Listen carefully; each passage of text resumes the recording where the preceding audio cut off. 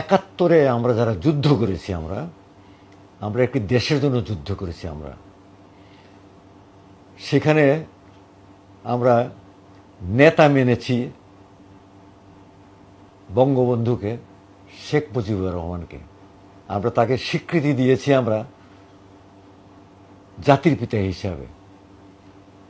তো সেই সময়ে উনি ডিসিশন নিয়েছিলেন আমার সোনার বাংলা গানটিকে জাতীয় সঙ্গীত হিসেবে ডিসিশন নিয়েছিলেন। সেটাতে আমাদের প্রকৃতির পরিবেশও আছে, এটাতে অনেক কিছু আছে এটার ভিতরে। সেই চিন্তা করে আরেকটা ভাবনা ছিল বোধহয় আমার মনে, ওনার মনে, যে আমি জাতীয় সঙ্গীত কাকে দিব করতে, আমি কোন সুরকারকে দিয়ে করাবো, কোন গীতিকারকে দিয়ে লেখাবো, কেন মারামারি লেগে যেতে পারে। সেই চিন্তার থেকে আমার মনে হয় উনি এই গানটিকে বেছে নিয়েছিলেন।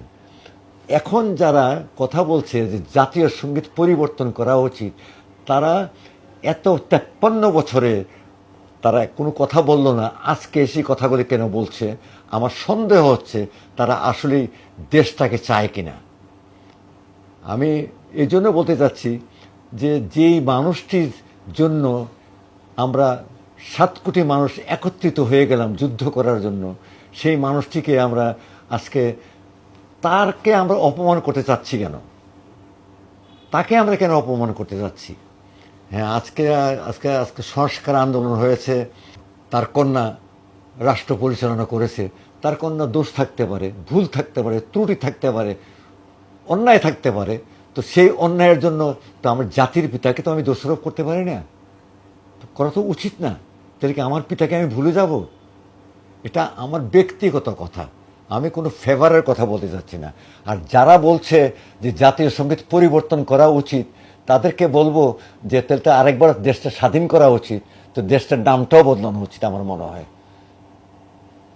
তো এটা নিয়ে আমি, যদিও এটা বিতর্কিত ব্যাপারটা, সেটা নিয়ে আমার কাছে খারাপ লাগলো যে হ্যাঁ, অনেকে বুঝে না বুঝে বলছে জাতীয় সঙ্গীত পরিবর্তন করা উচিত। জাতীয় সঙ্গীত কি তাহলে আমরা কি তাহলে আগেই সিদ্ধান্ত নিলেন? যখন উনি এটা এটা সিলেকশন করলেন, এই গানটা সিলেক্ট, তখন মানুষ ছিল না এদেশে? মানুষ ছিল, তখন বললো না কেন যে আমরা এই গানটা চাই না, আমরা বা নজরুল ইসলামের গান চাই, আমরা দুর্গমগিরি কান্তারম রুজস্তরে বাড়া হয়ে আমরা এই গানটা চাই, বললো না কেন? বলতে তো পারতো, তখন তো কেউ কিছু বলে নাই।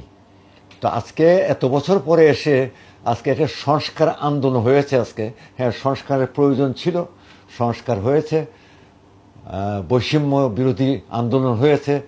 আমি বলছি যে হ্যাঁ, যেহেতু এটা হওয়ার প্রয়োজন ছিল, সেটা হয়েছে। তার জন্য কথা তুলতে হবে যে আমাদের জাতীয় সঙ্গীত পরিবর্তন করা উচিত।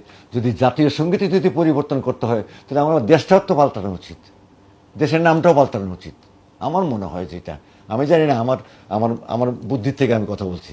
তো তাতে আমার প্রতি কেউ যদি ভুল ধারণা করে থাকে, আমি ক্ষমা চাই। একটা জাতীয় সঙ্গীত সারা বিশ্বব্যাপী এস্টাবলিশড হয়ে গেছে, এখন এসে বলতেছে আমি জাতীয় সঙ্গীত চেঞ্জ করবো কেন? কি দরকার? জাতীয় সঙ্গীত তোমার কি সমস্যা করছে?